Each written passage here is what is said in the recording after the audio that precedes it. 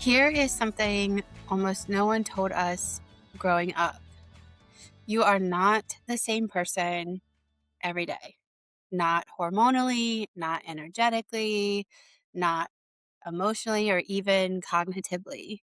Across roughly 28 days, you move through four distinct phases, each with its own hormonal signature, its own strengths, and its own needs. You are quite literally four slightly different women across the entire month. And here's what we were taught instead, that we should be the same every single day. Same energy, same productivity, same workout, same output, same mood, day after day after day. Very much like a machine. We were handed this model of consistency that is built for a 24-hour hormonal cycle, which is exactly what men have. And then we are told that something is wrong with us or broken and we couldn't sustain it. Well, nothing is actually wrong with you. You were just handed the wrong operating manual for your body. So today, in our second to last episode of this series about cortisol and the lies of this trend, we are diving into cyclical living, the radical, ancient, deeply freeing idea that you have a rhythm and that honoring it instead of overriding it might be the most hormone healing thing that you could actually ever do. And this is what it looks like to truly work with your body. So let's go. Welcome back to Healing Her Feminine. I'm Lindsey Alexis, functional hormone and nervous system coach.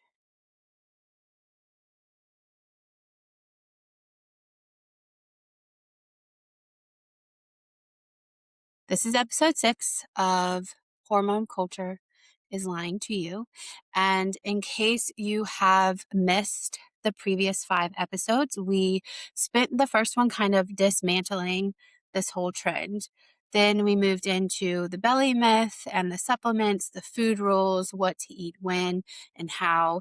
And then last week we turned toward the real medicine, which was your nervous system. So today, like I said, we are going to go further into working with your body. So your cycle and the practical, sorry, well, I guess it would be practical, but the practice of living cyclically. And I'm going to be honest, this is truthfully like one of the favorite things I love to do myself, but also to teach, because when women truly wrap their head around cycle syncing, literally everything clicks, like not just in their head, but in their body as well. And it's like watching somebody finally get permission to allow themselves to kind of enter this flow state that they never really got permission to enter when they were younger. So the thing is also that this permission, it doesn't have to be the same every day. You have permission to rest on some days, and then you have permission to just kind of flow instead of forcing and hustling or grinding. And so this is kind of the door that I want to open with you guys today. So let's map out the 4 phases, and we'll talk about how to live inside of each one as the month proceeds and you go through each one of these. So your menstrual cycle has roughly 4 phases. And a beautiful way to understand them is as inner seasons, because they mirror the energy of our natural year, right? We have 4 phases in the year. You have 4 phases in your cycle. cool thing too, the moon also has 4 phases. So looking at all of these things, it kind of starts making sense, right? You already know about your menstrual phase itself. Obviously, that is going to be when you bleed.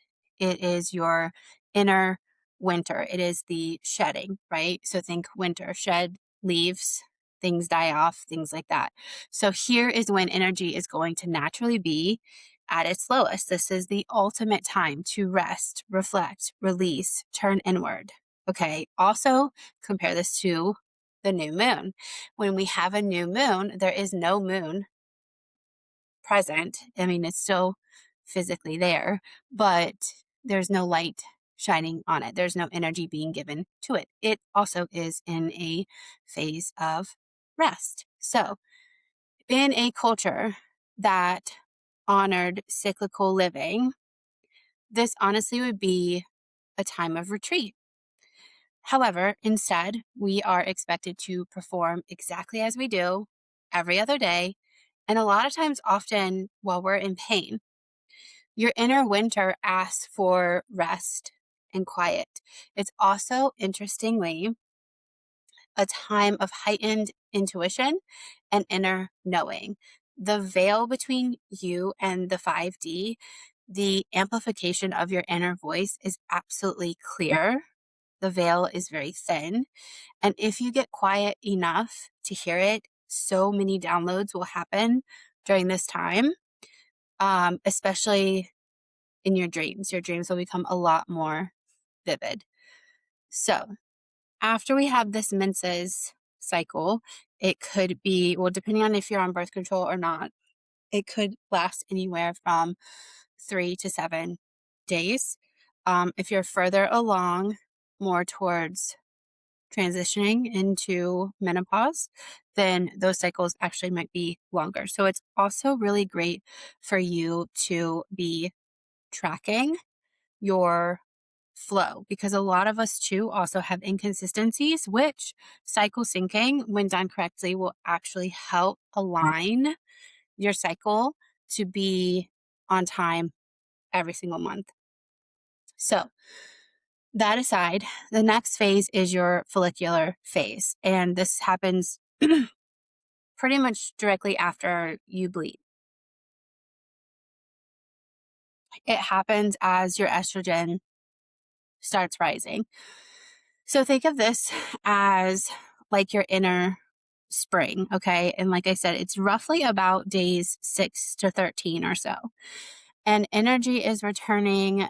You're like literally think spring, right? Rising, fresh, blooming, like all of these things. Your energy is increasing, and this is a time where you're taking those downloads and those intuitive things that you got during your menstrual cycle, like your menses, and you're taking them into creation. Okay, so you're taking the idea, now you're creating it, right?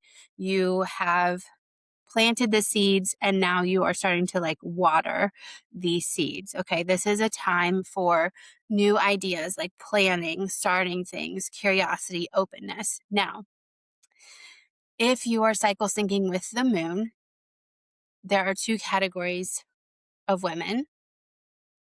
One will bleed on the full moon and the other will bleed on the new moon. And lots of times these switch throughout the year, let alone over the course of many years.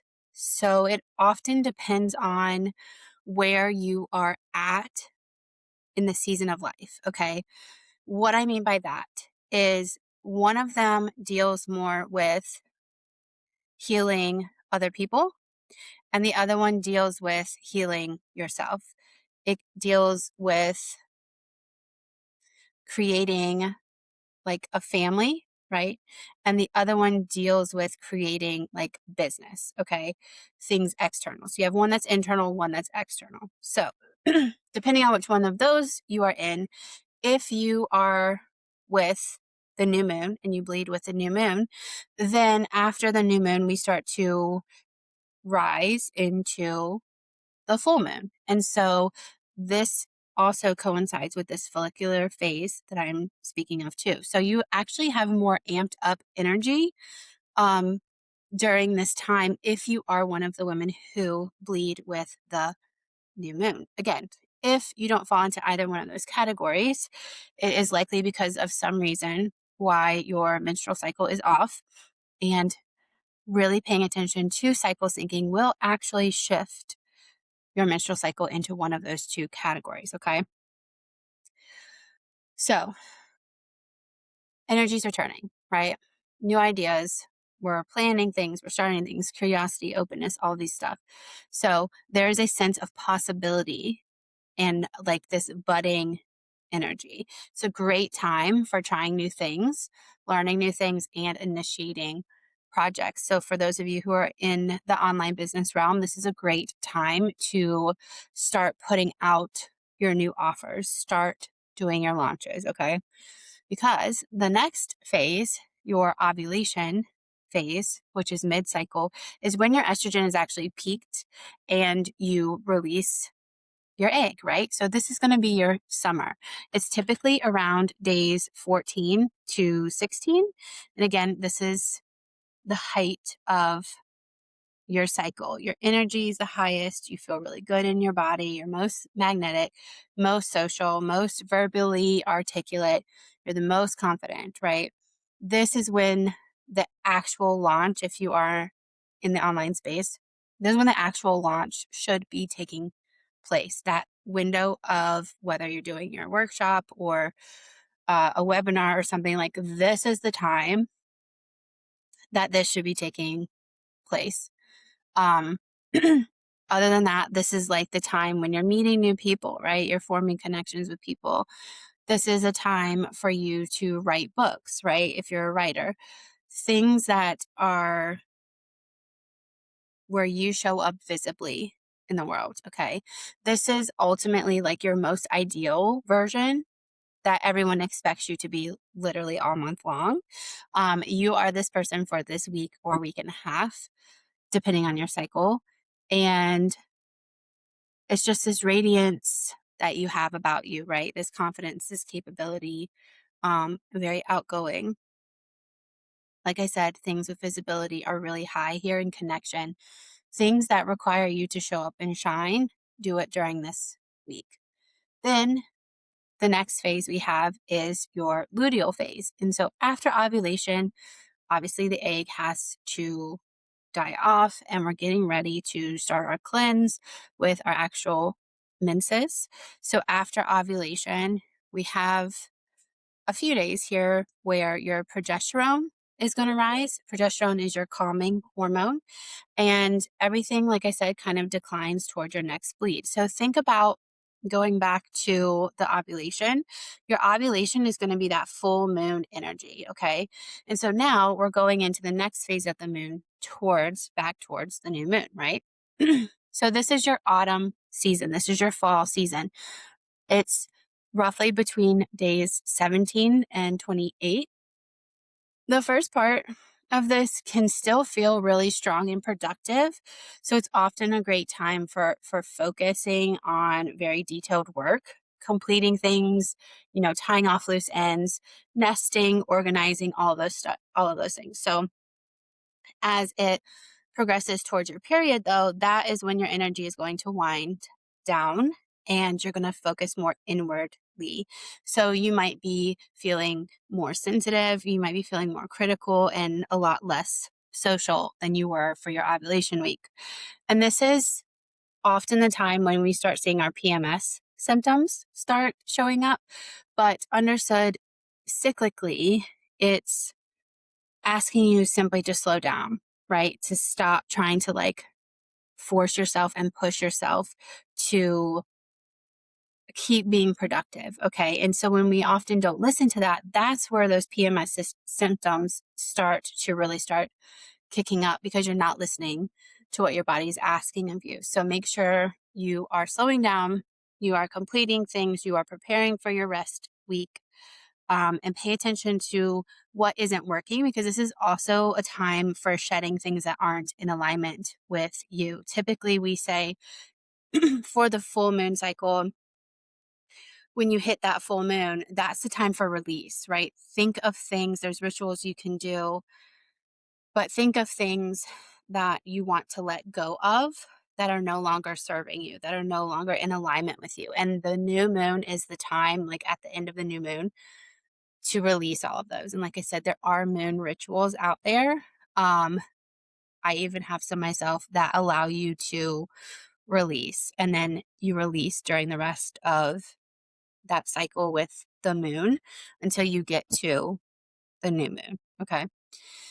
New moon, like I said, we're resting, we're absorbing, we are heightened in our intuition. And again, we repeat the process. Okay. So that's why it's good to also let go of things that aren't serving you so that when you have the new downloads, you have the space to fill them back up again, right? And you're filling them back up with things that are in alignment with yourself. So, those are the four phases. They are your internal four seasons: winter, spring, summer, and fall, and they happen every single month. So, you are a cyclical being, just like the moon, just like the seasons, and just like the tides. So, you were never meant to be the same every single day. And that's not a flaw in your design. That actually is the design. So let me tie this into everything that we've been unraveling, because cyclical living is an antidote to do so many things outside of this cortisol trend. Like, it totally butts heads with it. So remember the trend, okay? Diet culture is underneath of it. We've already called that out.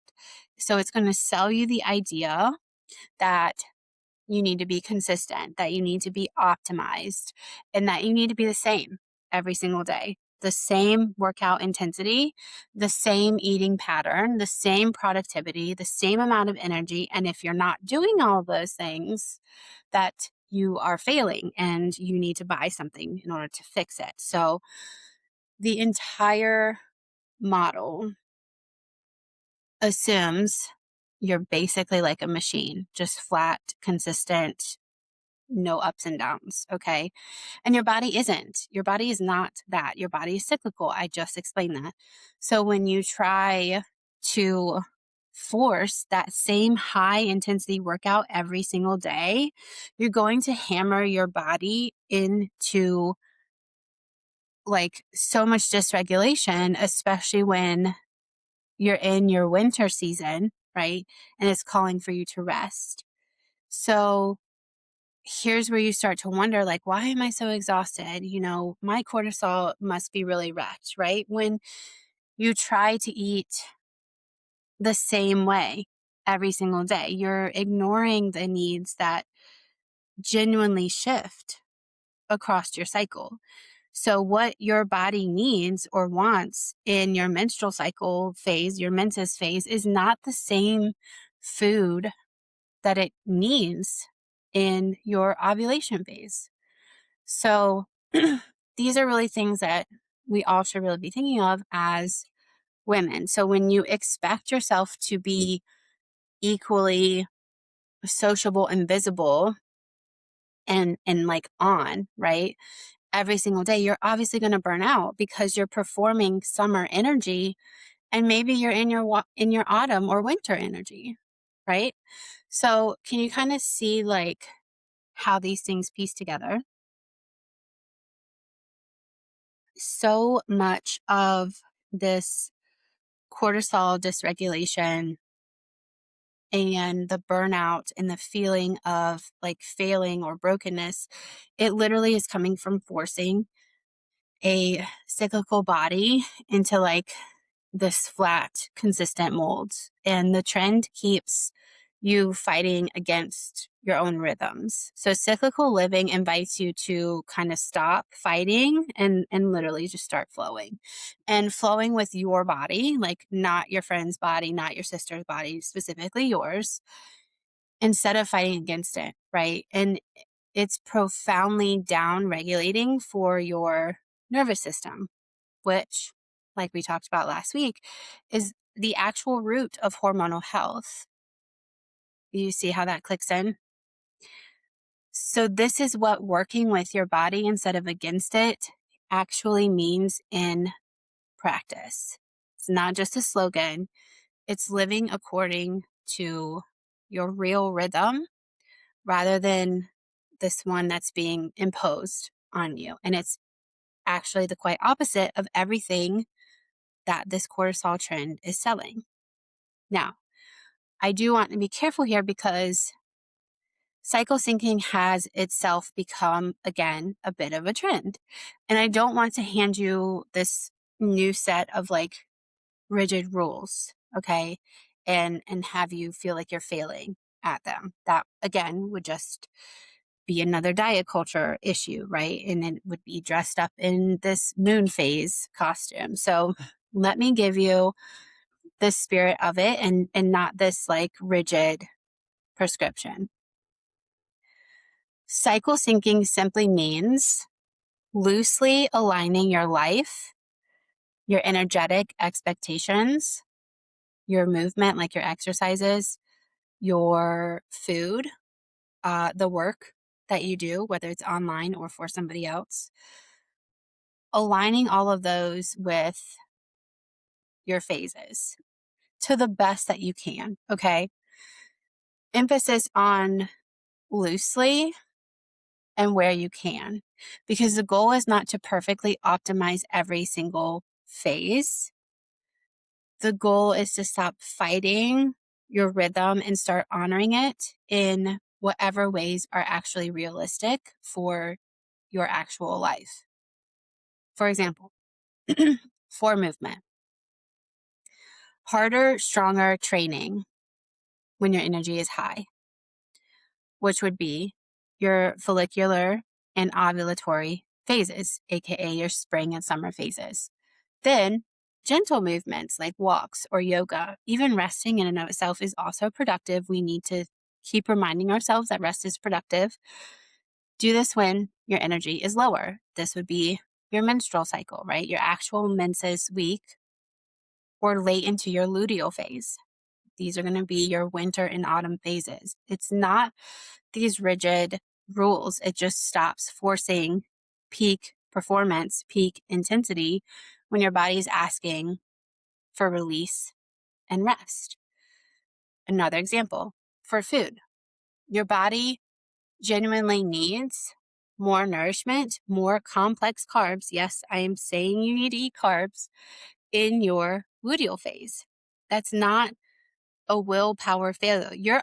You'll also notice you crave more carbs during this time, just naturally. And so if you're fighting against that, if you are pushing against that, your body's going to feel not safe because you're not providing it what it needs. And that again goes back to what we talked about last week.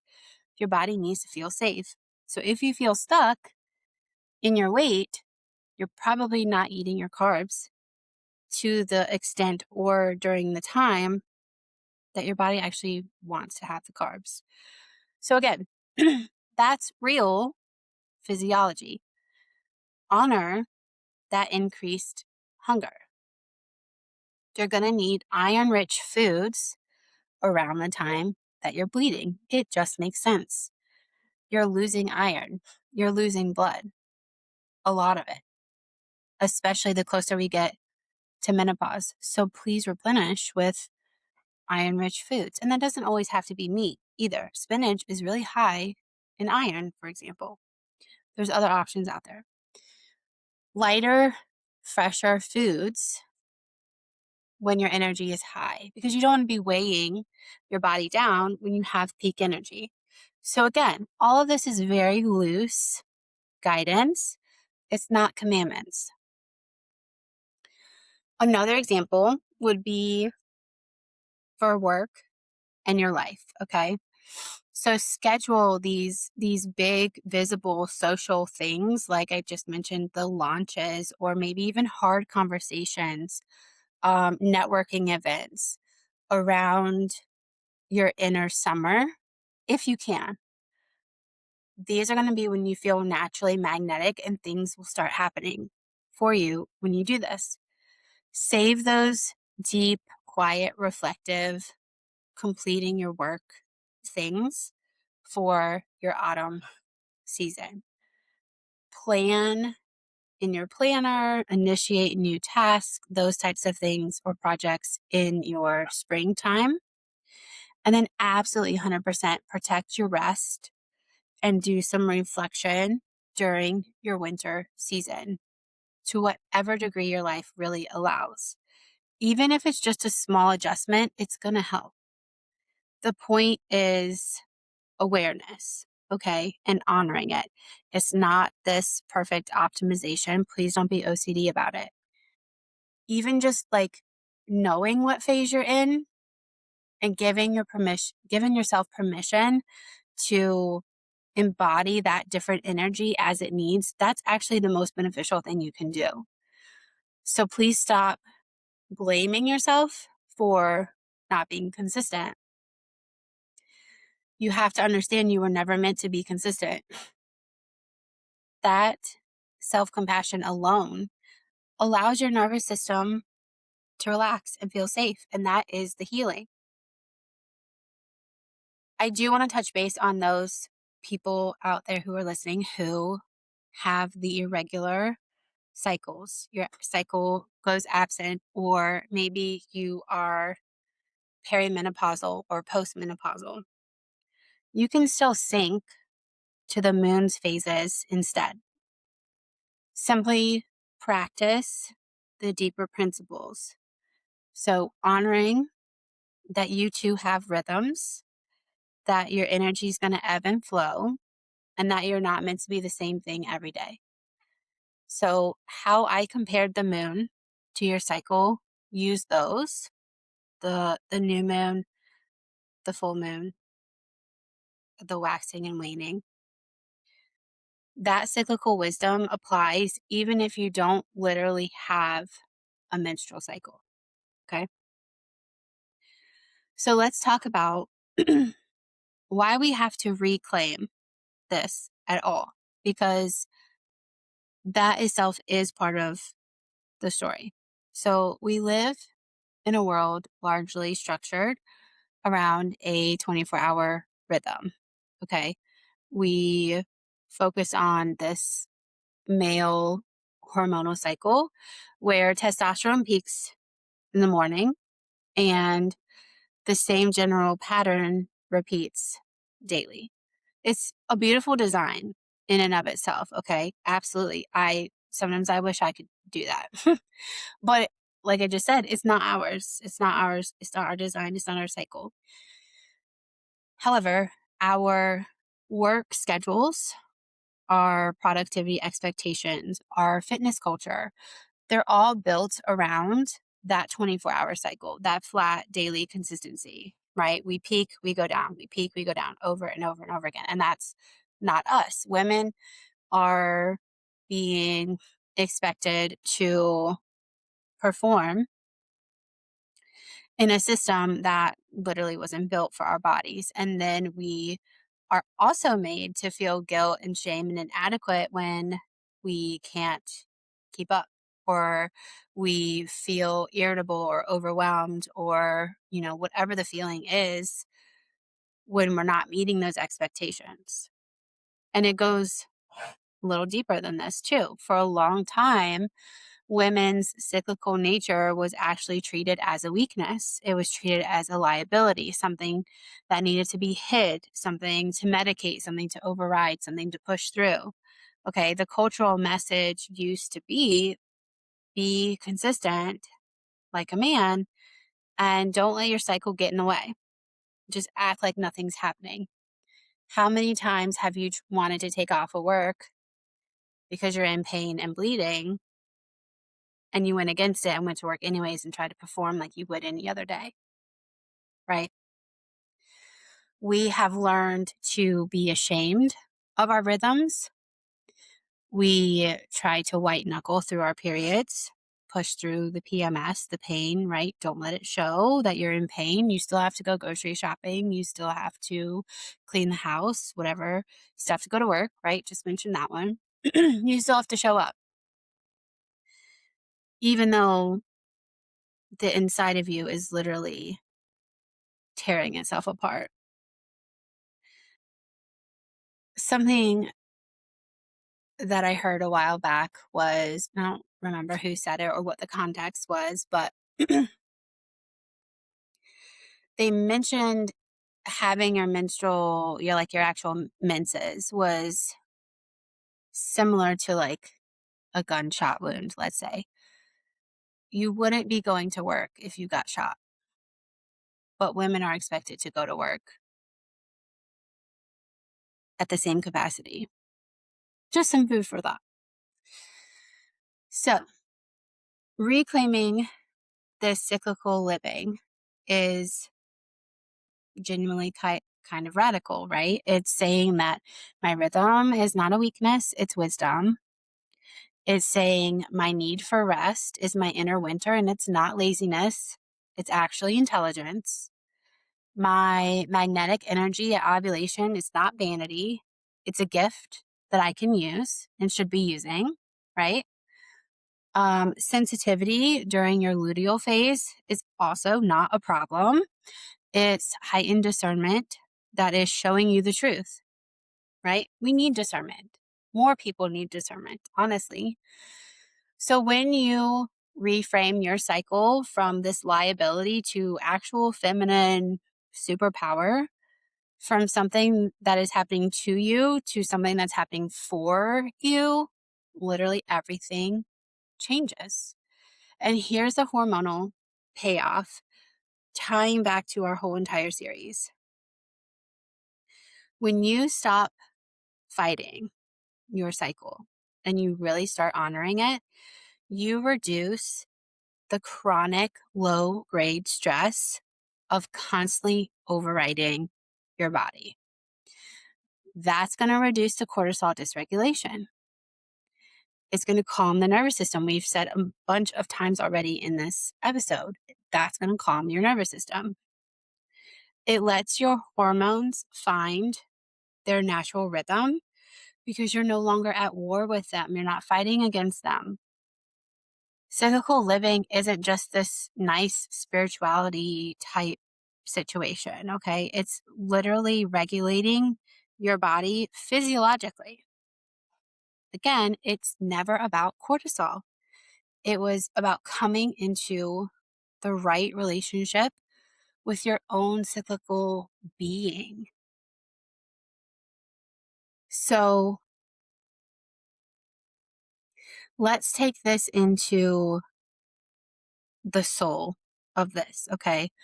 Because cyclical living is where the science and the sacred meet absolutely beautifully. Like it's like the best artistic painting that you could ever lay eyes on, right?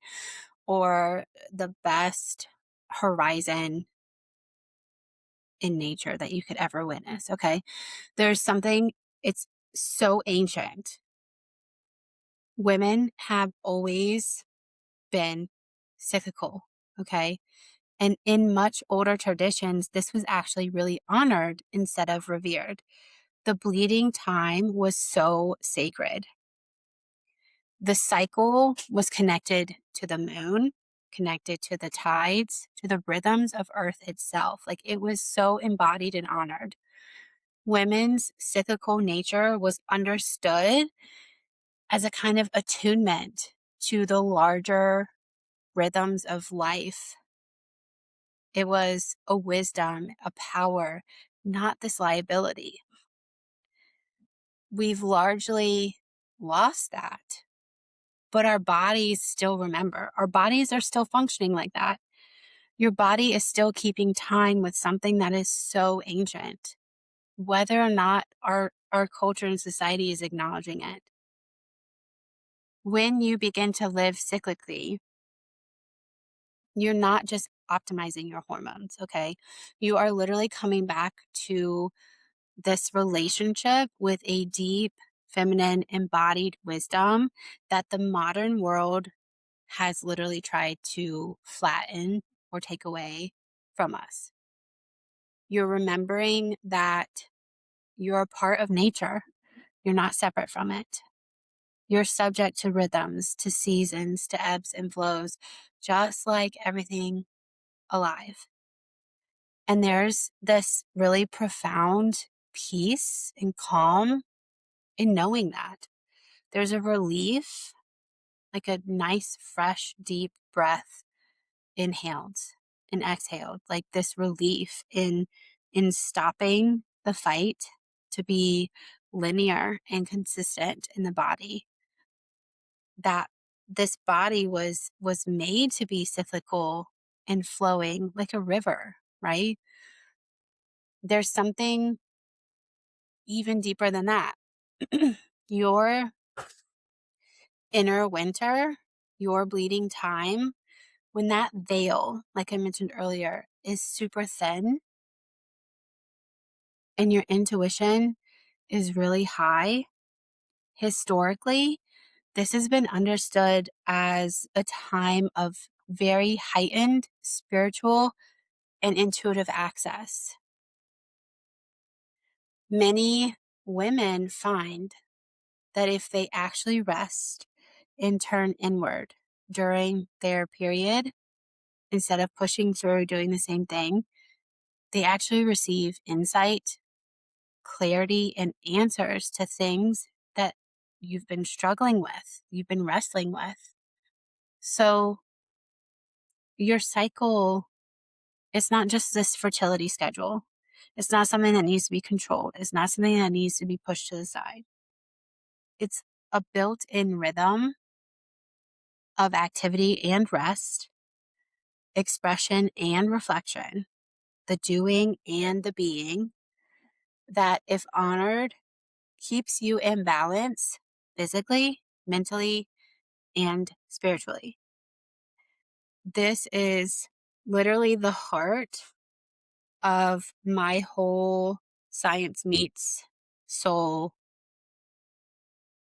business slogan, I guess you could say. Like, this is everything that I do, right? This science meets soul. Like, here's the physiology, but also here's the intuitive part because it matters. The science is real. There are 4 phases. Your hormones do shift. You do have different physiological needs per each phase. But then you have the soul piece, which is also real. You have this ancient wisdom, this sacredness of the rhythm, this spiritual attunement, the intuition, the downloads, all of these things. And the amazing thing is, you don't have to choose between them. Your body is both a biological system and a sacred, cyclical, intuitive vessel. Honoring your cycle allows you to embody both at once. And in a culture that has literally like severed us from this, simply coming back to it is a true homecoming. And honestly, it's kind of quite a rebellion. So let's make this real and doable because like I say all the time, I don't want you to leave with just this beautiful conceptual idea. Okay. I want you to fully understand and embody and be able to integrate it into your life. Okay. Now, first thing that I've already mentioned is simply track, right? Simply track your cycle. Do it for ideally 3 months. Okay. Just track it. Use an app. I use Flow. There are other apps. Some people have the Ring. You can use the Aura Ring.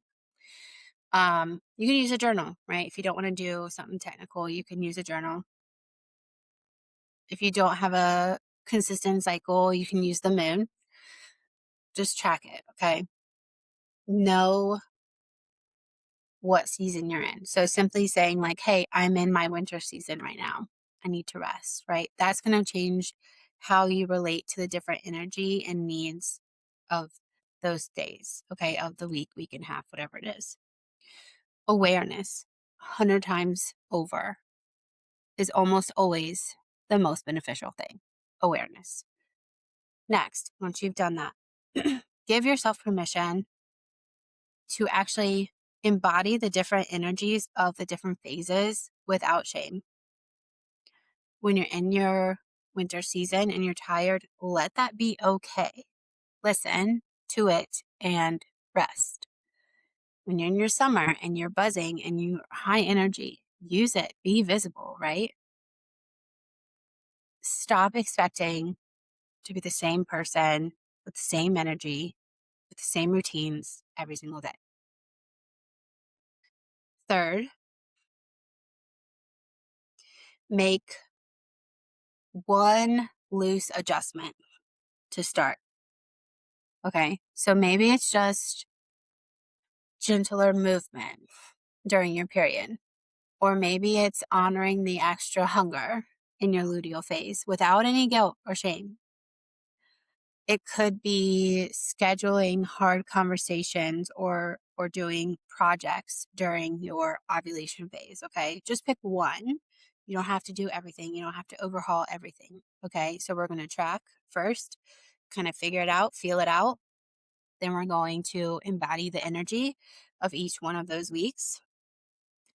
And then after we've embodied that energy and we kind of notice the ebbs and flows, then that's when I want you to start picking and choosing, okay?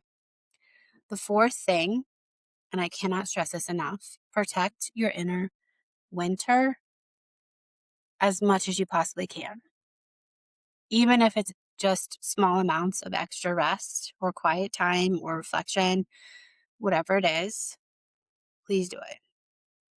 Treat it as a mini retreat to whatever degree that your life allows it to be, even if it's just an hour. Okay. The fifth thing I want you to do is really drop this obsession. This is not about perfect optimization. It's about honoring your rhythm in a realistic, compassionate way. If you miss a phase or your life doesn't allow for this perfect syncing, then that's fine. Let it be. The spirit is flowing with your body. Okay. It's not adding a rigid new system that you have the potentiality to fail at. And again, if you are in perimenopause or postmenopausal or you have an irregular cycle, practice the deeper principle. Okay. Honor the rhythms that you have because you do have rhythms still. Your energy is still going to ebb and flow. And that rest and activity should honor those ebbs and flows. Okay. It should be alternating. Sync yourself to the moon if that feels easier for you. That wisdom is going to be way bigger and more beneficial than actually like literally trying to figure out your cycle. Right. Now, if you guys have been resonating with the things I've been talking about and you're thinking, okay, I have no idea what phase I'm in. My cycle is a mess. Or maybe you're thinking, I don't know how to actually like apply these things to my real life, but I really want to. My schedule is real and it's chaotic and I don't know. Or, my body is real and like I have these habits or something that prevent me from this. Like whatever the fill in the blank thing is, but like you want to do this. Okay. And you want to do this well, whatever that looks like for you, and you just kind of need the help to kind of figure it out, then I really want you to start with my new quiz. It's called the Body Reconnection Score. It is free. Literally will take you less than 3 minutes to answer. And it's going to show you exactly what's happening in your body right now. This isn't like a generic protocol. It's literally a clear picture of where you actually are. And like I said, you're going to get these results at the end that kind of tell you what the next step is going to be based off of where you're at right now. So go ahead and take it. It's at lindsayalexis.co/score. It's also going to be in the show notes.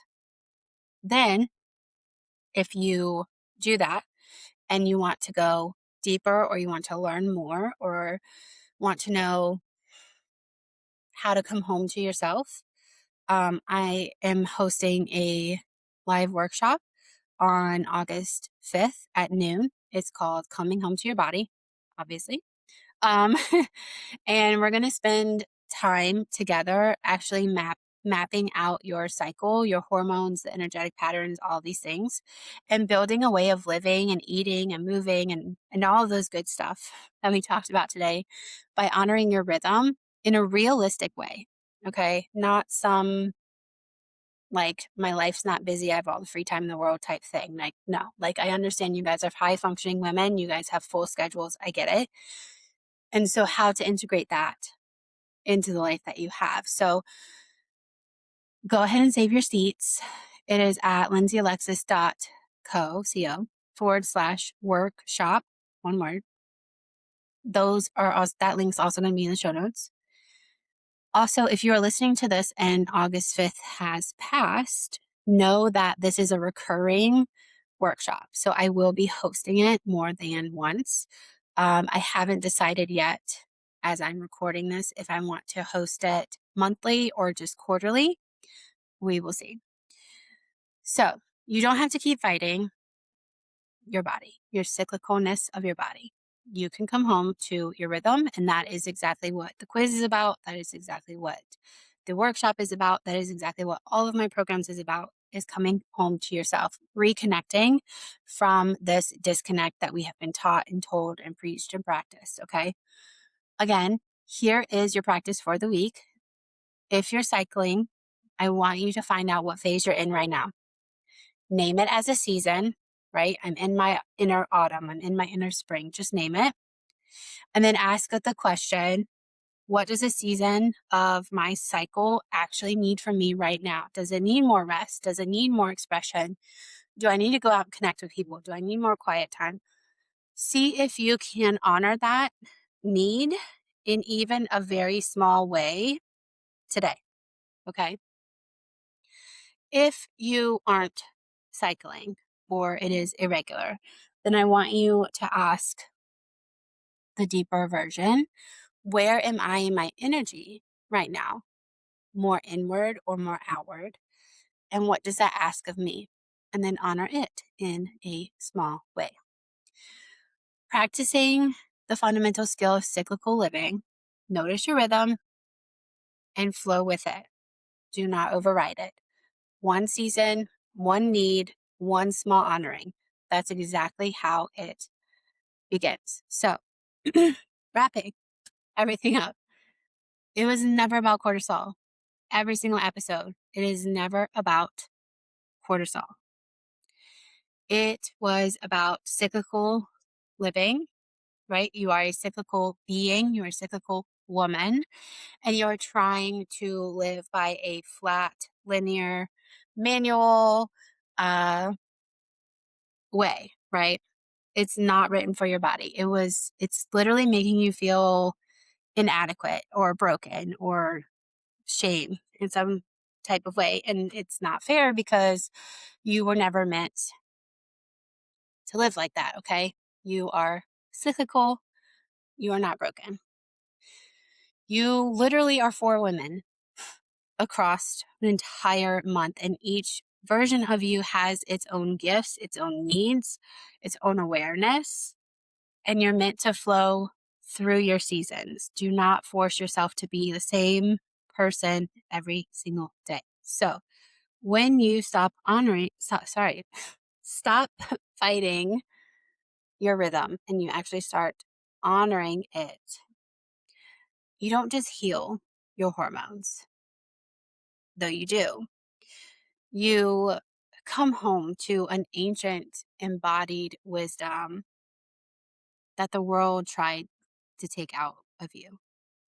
You remember that you're a part of nature, and you give yourself the most radical permission that there is to be exactly as you are, cyclical, rhythmic, ever changing, and absolutely whole in all of it. So thank you guys for being here today. Thank you for being willing to reclaim a wisdom that was tried to take from us. That reclamation is its own medicine. Next week is going to be our final episode in the series. We're going to pull everything together, everything we've learned. I'm going to tell you the whole truth about what hormonal culture has been lying to you about, what's actually true instead. So it's going to be the series finale, part 7, and I will see you guys there. Until then, please be gentle with yourself. Find your season, honor your rhythm. You are never meant to be the same every single day. This is Healing Her Feminine. I'm Lindsey Alexis, and please take good care of yourself.